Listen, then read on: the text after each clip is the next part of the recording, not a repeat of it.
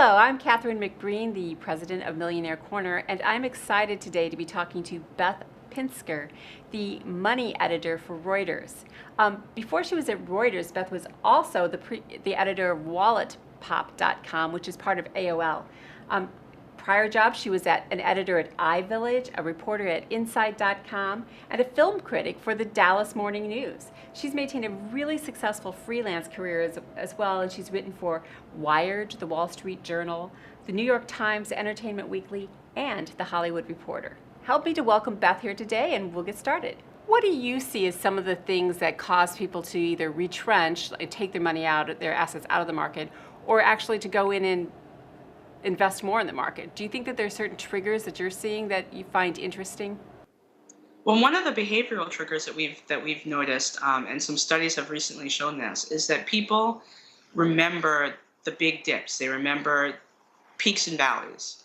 They were whatever grabbed headlines, and they are so overwhelmed by the memory of those things that if you have a year where you had started out the year with 3 really low headline making days, but ended up over the course of the year to be up 5 or 6% because it just went slowly over the rest of the days back up, people will remember that as a down year. And it just doesn't make any sense based on the data, because if you were looking at it overall, you know it was up. But people remember dips. They remember really good days too, but there are fewer of those, where the market just spikes up 400 points. But they remember the down days. So right now they're probably going to remember, oh, the bond market tanked.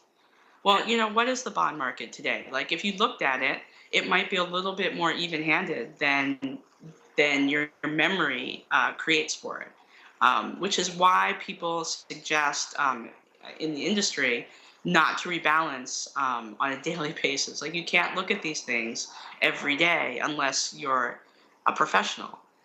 If you have your money in a 401k or an IRA, you need to be looking at long-term trends, and you need to have a plan for how you want your money allocated, and then you adjust seasonally or once or twice a year. But you don't want to look at the bond market and say, oh, it tanked today, I need to get out of bonds, and go and change your bond position.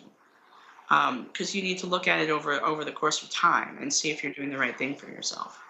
If any of our viewers would like to follow you, where would be the best place to follow you at? You can find me on Twitter at Beth Pinsker, or on Facebook at Reuters Money.